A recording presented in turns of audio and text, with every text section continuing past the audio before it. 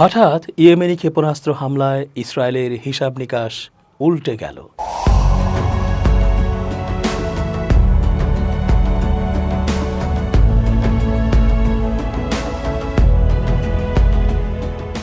আসসালামু আলাইকুম প্রিয় দর্শক, আশা করছি আল্লাহ পাকের রহমতে ভালো আছেন। চেঞ্জ টিভির আন্তর্জাতিক চোখ অনুষ্ঠানে আমি এস.জে. রতন স্বাগত জানাচ্ছি আপনাদের সকলকে। কেউ কেউ মনে করেন ইসরায়েলের সাথে পাঞ্জা দিয়ে লাভ নেই, এই দেশটির সাথে কেউই আর পেরে উঠবে না। আমেরিকা সহ অন্যান্য দোসর রাষ্ট্রগুলো ইসরায়েলকে সব দিক থেকে সাহায্য করছে। ফলে এই বিশাল পক্ষের সাথে লড়ে যাওয়া এবং লড়ে টিকে যাওয়া চারটিখানি কথা নয়।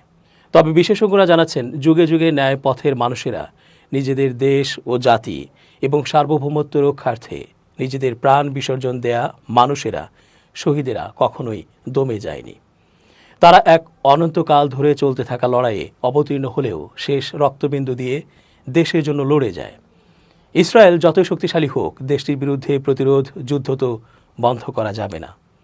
একদিন জয় আসবেই, আর জয় আসবে হামাসের, হিজবুল্লাহের, হুথি, আনসারুল্লাহ, ইরাকি প্রতিরোধ ফ্রন্ট এর। যে যাই বলুক, তারা ন্যায়ের পথে দেশের মানুষের জন্য, দেশ রক্ষার জন্য লড়ছে। এতটুকু আশাও অবশিষ্ট থাকলে ওই বর্বরদের বিরুদ্ধে লড়ে যাওয়া উচিত। তাই সম্প্রতি ইয়েমেন ক্ষেপণাস্ত্র নিক্ষেপ করেছে ইসরায়েলে। হঠাৎ এমন আকস্মিক আক্রমণে ভ্যাবাচাকা খেয়ে গেছে ইসরায়েলি বাহিনী। ইসরায়েলের সকল হিসাব নিকাশ হঠাৎই যেন উল্টে গেল। ইরানের বিপ্লবী গার্ড বাহিনী আইআরজিসির একজন মুখপাত্র জানিয়েছেন, ইয়েমেনের আনসারুল্লাহ গোষ্ঠীর হাইপারসনিক ক্ষেপণাস্ত্র হামলা ইসরায়েলের সব হিসাব পরিবর্তন করে দিয়েছে। সম্প্রতি সিরিয়ার পরিস্থিতি নিয়ে ইসরায়েল যখন আনন্দিত ছিল, ঠিক তখনই অধিকৃত ভূখণ্ডে ক্ষেপণাস্ত্র হামলা চালায় আনসারুল্লাহ। বৃহস্পতিবার আইআরজিসির জনসংযোগ বিভাগের প্রধান ব্রিগেডিয়ার জেনারেল আলী মোহাম্মদ নায়েনি এ মন্তব্য করেন। তিনি বলেন, দখলদার ইসরায়েলের সিরিয়া ও ইয়েমেনের ওপর আগ্রাসন এবং দখলকৃত অঞ্চলে ইয়েমেনের ধারাবাহিক ক্ষেপণাস্ত্র হামলায় তাদের সব হিসাব পরিবর্তন করেছে। আইআরজিসি মুখপাত্র বলেন, ইয়েমেনের আনসারুল্লাহ গোষ্ঠীর শক্তিশালী পদক্ষেপগুলো দেখিয়ে দিয়েছে যে প্রতিরোধ ফ্রন্ট বিভিন্ন ক্ষেত্রে আত্মনির্ভরশীল এবং স্বাধীন। সেই সঙ্গে দখলদার ইসরায়েলের অপরাধের দাঁত ভাঙা জবাব দিতেও তারা এককভাবে সক্ষম। এদিকে বৈশ্বিক মিডিয়া ইসরায়েল বিরোধী প্রতিরোধ ফ্রন্টগুলোকে লক্ষ্যবস্তু করছে এবং প্রতিরোধের কণ্ঠস্বরকে স্তব্ধ করার জন্য প্রোপাগান্ডা চালাচ্ছে বলেও উল্লেখ করেন আলী মোহাম্মদ নায়েনি। আইআরজিসির কমান্ডার প্রতিরোধ ফ্রন্টগুলোকে তাদের বিরুদ্ধে চালানো এই প্রোপাগান্ডাকে সৃজনশীল উপায়ে মোকাবিলা করার জন্য একটি ব্যাপক মিডিয়া ফ্রন্ট গঠনের প্রয়োজনীয়তার ওপর জোর দিয়েছেন। উল্লেখ্য, 2023 সালের 7 অক্টোবর গাজায় ধ্বংসাত্মক অভিযান শুরু করার পর থেকে এ পর্যন্ত ইসরায়েলি আগ্রাসনে অন্তত 45,361 জন ফিলিস্তিনি নিহত হয়েছেন, যাদের বেশিরভাগই নারী ও শিশু। দখলদার ইসরায়েলি শাসনের বিরুদ্ধে ফিলিস্তিনিদের সংগ্রামের প্রতি ইয়েমেন প্রকাশ্য সমর্থন দিয়ে যাচ্ছে। আনসারুল্লাহ ইসরায়েল, যুক্তরাষ্ট্র এবং যুক্তরাজ্য সম্পর্কিত জাহাজগুলোকে লক্ষ্যবস্তু করে তাদের হামলা চালিয়ে যাচ্ছে, যেন তেল আবিব সরকার গাজায় গণহত্যামূলক অপরাধ বন্ধ করতে বাধ্য হয়। ইয়েমেনি সশস্ত্র বাহিনী ঘোষণা করেছে, গাজার উপর ইসরায়েলের স্থলেও ও বিমান হামলা বন্ধ না হওয়া পর্যন্ত তাদের এই হামলা অব্যাহত থাকবে। বুধবার ইয়েমেনি সশস্ত্র বাহিনী গাজার প্রতি সমর্থন জানিয়ে দখলকৃত ইসরায়েলি অঞ্চলের একটি সামরিক লক্ষ্যবস্তুতে ক্ষেপণাস্ত্র হামলা চালিয়েছে, যা ছিল 2 দিনের মধ্যে দ্বিতীয় আক্রমণ। ইয়েমেনি সশস্ত্র বাহিনীর মুখপাত্র ব্রিগেডিয়ার জেনারেল ইয়াহিয়া সারি জানিয়েছেন, এই অভিযানে একটি প্যালেস্টাইন 2 হাইপারসনিক ব্যালিস্টিক মিসাইল ব্যবহার করা হয় এবং এটি তেল আবিবের একটি ইসরায়েলি সামরিক লক্ষ্যবস্তুতে আঘাত হানে, যাতে ইসরায়েলের ব্যাপক ক্ষয়ক্ষতি সাধিত হয়। তবে এরপর ইয়েমেনের রাজধানী সানায় বিমানবন্দরে বোমা হামলা চালিয়েছে দখলদার ইসরায়েলি বাহিনী।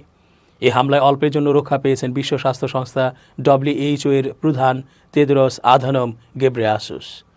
তবে এই হামলায় অন্তত 2 জন নিহত হয়েছেন। এছাড়া তাকে বহনকারী উড়োজাহাজের এক ক্রু সদস্য আহত হয়েছেন। বৃহস্পতিবার 26 ডিসেম্বর ইয়েমেনের জাতিসংঘের যেসব কর্মকর্তা বন্দী রয়েছেন, তাদের মুক্তির জন্য দেশটিতে গিয়েছিলেন WHO প্রধান। এছাড়াও তিনি যুদ্ধ বিধ্বস্ত দেশটির স্বাস্থ্যগত ও মানবিক অবস্থার মূল্যায়ন করতেও সেখানে গিয়েছিলেন। ইসরায়েলের এই হামলার পর সামাজিক যোগাযোগ মাধ্যম এক্সে এসব তথ্য জানিয়ে WHO প্রধান তেদ্রস আধানম গেব্রেয়াসুস নিজেই তা জানিয়েছেন। পোস্টে তিনি বলেন, ইসরায়েলের হামলায় আমাদের উড়োজাহাজের এক ক্রু সদস্য আহত হয়েছেন। বিমানবন্দরে অন্তত 2 জন নিহত হয়েছেন বলে জানা গেছে। বিমানবন্দরে অবস্থান করা জাতিসংঘের অন্যান্য সদস্যরাও নিরাপদে আছেন, তবে তাদের যাত্রায় বিলম্ব হয়েছে। হামলার বর্ণনা দিয়ে তিনি আরও বলেন, এখানে আমাদের কাজ শেষ হয়েছে। আমরা বিমানবন্দর থেকে উড়োজাহাজে উঠতে যাচ্ছি, তখন সেখানে হামলার ঘটনা ঘটে। এতে বিমানবন্দরের উড়োজাহাজ নিয়ন্ত্রণ টাওয়ার, রানওয়ে সহ কয়েকটি অবকাঠামো ক্ষতিগ্রস্ত হয়। এই হামলার একজন প্রত্যক্ষদর্শী বার্তা সংস্থা এএফপিকে বলেন, বিমানবন্দরে 6টির বেশি হামলা চালানো হয়েছে। হামলার শিকার হয়েছে পাশের আল দাইলামি বিমান ঘাঁটিও। উল্লেখ্য, রাজধানী সানা বর্তমানে হুথিদের নিয়ন্ত্রণে রয়েছে। ইয়েমেনের হুথি বিদ্রোহীরা ইসরায়েলে হামলা চালানোর একদিন পরই পাল্টা এই হামলা চালালো ইসরায়েল। এদিকে ফিলিস্তিনের ইসলামী প্রতিরোধ আন্দোলন হামাসের সাবেক প্রধান ইসমাইল হানিয়াকে হত্যার বিষয়ে ইসরায়েল যে স্বীকারোক্তি দিয়েছে তার কঠোর নিন্দা জানিয়ে একে জঘন্য অপরাধ বলে অভিহিত করেছে ইরান। জাতিসংঘে ইরানের স্থায়ী রাষ্ট্রদূত আমির সাইদ ইরাভানি মঙ্গলবার জাতিসংঘ মহাসচিব ও নিরাপত্তা পরিষদের প্রেসিডেন্টকে পাঠানো এক চিঠিতে এ মন্তব্য করেন। তিনি বলেন, এই প্রথমবারের মতো ইহুদিবাদী ইসরায়েল তার ঘৃণ্য অপরাধের দায় দায়িত্ব প্রকাশ্যে নির্লজ্জভাবে স্বীকার করল। এই স্বীকারোক্তির পর ইহুদিবাদী ইসরায়েলের সন্ত্রাসবাদ এবং আগ্রাসনের বিরুদ্ধে কার্যকর পদক্ষেপ নেওয়ার বিষয়ে আন্তর্জাতিক সম্প্রদায়ের দায়িত্ব বেড়ে গেল। একই সঙ্গে এও পরিষ্কার হলো যে গত 1 অক্টোবর ইরান ইহুদিবাদী ইসরায়েলের বিরুদ্ধে যে প্রতিরক্ষামূলক জবাব দিয়েছিল তা ছিল বৈধ এবং আইনগতভাবে যুক্তিপূর্ণ। আমির সাইদ ইরাভানি তার চিঠিতে আরও বলেন, ইহুদিবাদী ইসরায়েল এখনও আঞ্চলিক ও আন্তর্জাতিক শান্তি এবং নিরাপত্তার জন্য সবচেয়ে বড় হুমকি। আন্তর্জাতিক আইন লঙ্ঘন করে ইহুদিবাদী ইসরায়েল যে অপরাধযজ্ঞ চালিয়ে যাচ্ছে এবং মধ্যপ্রাচ্য অঞ্চলকে অস্থিতিশীল করে তুলছে, তার বিরুদ্ধে শাস্তিমূলক ব্যবস্থা নেওয়ার জন্য জাতিসংঘ নিরাপত্তা পরিষদের প্রতি আহ্বান জানান ইরানের এ রাষ্ট্রদূত।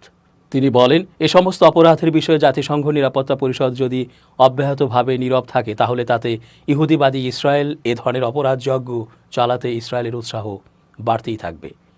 প্রসঙ্গত, গত সোমবার ইসরায়েলের যুদ্ধমন্ত্রী ইসরায়েল কার্জ স্বীকার করেন যে ইহুদিবাদী ইসরায়েল হামাস নেতা ইসমাইল হানিয়াকে হত্যা করেছে। ইসলামিক রিভলিউশন গার্ডস কর্পস আইআরজিসির নৌবাহিনীর কমান্ডার আলী রেজা তাংসিরি জানিয়েছেন, ইরানের সশস্ত্র বাহিনী যে কোনো হুমকি মোকাবিলায় সম্পূর্ণ প্রস্তুত রয়েছে। বুধবার 25 ডিসেম্বর এক বক্তব্যে রিয়ার অ্যাডমিরাল এসব কথা বলেন। খবর তাসনিম নিউজের। আলী রেজা তাংসিরি বলেন, ইরানি সামরিক বাহিনী দেশের কার্গো এবং বাণিজ্যিক জাহাজের জন্য যে কোনো ধরনের সামুদ্রিক হুমকির মোকাবিলা করতে প্রস্তুত রয়েছে। তিনি দাবি করেন, ইরানের বাণিজ্যিক শিপিং কার্যক্রমের ওপর কোনো হুমকি নেই, কারণ দেশটির জাহাজগুলো আন্তর্জাতিক জলসীমায় নিরাপদে চলাচল করছে, যা ইরানি সামরিক বাহিনীর নিরাপত্তা ব্যবস্থার কারণে সম্ভব হয়েছে। ইসরায়েলিদের সঙ্গে চলমান আঞ্চলিক সংঘাতের মধ্যে ইরানি জাহাজগুলোর ওপর আক্রমণের আশঙ্কা কতটুকু, সেই প্রসঙ্গে জানতে চাইলে তাংসিরি বলেন, ইরানি সামরিক বাহিনী দেশের কার্গো এবং বাণিজ্যিক জাহাজগুলোর নিরাপত্তা অব্যাহত রেখেছে। তিনি আরও বলেন, আল্লাহর রহমতে আজকের দিনে ইরান শিপিং রুটে পূর্ণ নিরাপত্তা নিশ্চিত করেছে এবং এটি আমাদের সামরিক বাহিনীর প্রস্তুতির একটি প্রমাণ। তাংসিরি ইরানের সামুদ্রিক সীমানায় কোনো বিদেশি জাহাজ প্রবেশের দাবি অস্বীকার করেন। তিনি বলেন, পারস্য উপসাগরে পূর্ণ নিরাপত্তা রয়েছে, সেখানে জাহাজের গতিবিধি রয়েছে, তবে এমন কিছু নয় যা আমাদের নিরাপত্তাকে বিপন্ন করবে। ইহুদিবাদী ইসরায়েলের বিরুদ্ধে তেহরানের মিসাইল আক্রমণ নিয়ে উত্তেজনার মধ্যে এসব মন্তব্য করলেন আইআরজিসি কমান্ডার। ইরান যে কোনো আক্রমণ প্রতিরোধে তার প্রতিশোধের ইচ্ছা প্রকাশ করেছে, তাদের সময়ে এবং উপায়ে জবাব দেওয়ার ঘোষণা দিয়েছে। ইরানের ইসলামী বিপ্লবী গার্ড বাহিনী বা আইআরজিসি বলেছে, পশ্চিম এশিয়া অঞ্চলে বিদ্যমান প্রতিরোধ ফ্রন্টকে ইরানের ওপর নির্ভর করতে হয় না, বরং এটি নিজস্ব শক্তিতে শক্তিমান। আইআরজিসির প্রধান কমান্ডার মেজর জেনারেল হোসেইন সালামি ইরানের দক্ষিণাঞ্চলীয় বন্দরনগরী বন্দর আব্বাসে মোতায়েন যুদ্ধ জাহাজ শহীদ রুদাকিতে এক অনুষ্ঠানে দেওয়া বক্তব্যে এসব কথা বলেন। ইরান কোনো শক্তি হারায়নি উল্লেখ করে তিনি জানান, প্রতিরোধ ফ্রন্টের প্রতি ইরানের সমর্থন থাকলেও তারা নিজেদের সমরাস্ত্র নিজেরাই তৈরি করে। জেনারেল সালামি আরও বলেন, প্রত্যেকে যার যার সামর্থ্য অনুযায়ী যুদ্ধ করছে, এদের কেউ অপরের ওপর নির্ভরশীল নয়। তাদের প্রতি আমাদের শুধু রাজনৈতিক ও আধ্যাত্মিক সমর্থন রয়েছে। তিনি বলেন, লেবানন ও ইয়েমেনে যারা ইসরায়েল বিরোধী যুদ্ধ করছে তাদের এবং আমাদের আদর্শ এক। আমরা একই বিশ্বাস ও প্রত্যয়ের অংশীদার। আমাদের শত্রুও অভিন্ন, কিন্তু তারপরও যে যার নিজস্ব স্বার্থের ভিত্তিতে যার যার ভূখণ্ডে বসে লড়াই করছে। ইসরায়েলের বিরুদ্ধে হুথিরাও বসে নেই, জীবন দিয়ে লড়াই অব্যাহত রেখেছে সংগঠনটি। ড্রোন এবং ক্ষেপণাস্ত্র হামলা করে ইসরায়েলের অস্বস্তি বাড়িয়ে তুলেছে ইয়েমেনের ইরানপন্থী হুথি বিদ্রোহী গোষ্ঠী। বুধবার রাতে ইসরায়েলের অভ্যন্তরে ক্ষেপণাস্ত্র হামলা চালিয়েছে তারা। এরই মধ্যে হুথি নেতাদের লক্ষ্যবস্তু করার হুমকি দিয়েছে তেল আবিব। তবে ইসরায়েলের এসব হুমকি উড়িয়ে দ্বিতীয়বারের মতো ক্ষেপণাস্ত্র হামলা চালিয়েছে হুথি বিদ্রোহীরা। অবশ্য ইসরায়েলে প্রবেশের আগে এটি নিবৃত্ত করা হয়েছে বলে জানিয়েছে টাইমস অব ইসরায়েল। এতে বলা হয়েছে, পরপর দ্বিতীয় রাতে ইরান সমর্থিত গোষ্ঠী মধ্য ইসরায়েলে একটি ব্যালিস্টিক ক্ষেপণাস্ত্র নিক্ষেপ করেছে, যা প্রতি রাতের ঘটনা হয়ে উঠেছে। সেনাবাহিনী বলছে, ইয়েমেনের হুথিদের ছোঁড়া একটি ক্ষেপণাস্ত্র ইসরায়েলের আকাশ সীমায় প্রবেশের আগে তা আটকে দেওয়া হয়েছে। এতে আরও বলা হয়, হুথিদের হামলার সম্ভাবনার কারণে সাইরেন সক্রিয় আছে। এক সপ্তাহের মধ্যে পঞ্চমবারের মতো ক্ষেপণাস্ত্র হামলা চালানোর কারণে লাখ লাখ ইসরায়েলিকে আশ্রয়কেন্দ্রে পাঠানো হয়েছে। এদিকে ইউরোপের সব কূটনৈতিক মিশনকে হুথি বিদ্রোহীদের সন্ত্রাসী হিসেবে তালিকাভুক্ত করতে উদ্যোগ নেওয়ার নির্দেশ দিয়েছে ইসরায়েল। এই কূটনৈতিক উদ্যোগ হুথিদের আঞ্চলিক ও বৈশ্বিক হুমকি হিসাবে চিহ্নিত করার প্রচেষ্টারই অংশ, যা তাদের কার্যক্রমে আরও আন্তর্জাতিক চাপ সৃষ্টি করতে পারে। হুথিরা সম্প্রতি ইসরায়েলের ড্রোন ও ক্ষেপণাস্ত্র হামলার মাত্রা বাড়িয়ে দিয়েছে। তারা এই হামলাকে গাজায় ইসরায়েলি বাহিনীর বিরুদ্ধে ফিলিস্তিনিদের লড়াইয়ে সংহতির অংশ হিসেবে বর্ণনা করছে। দর্শক, আজকের মতো শেষ করছি এখানেই। ধন্যবাদ।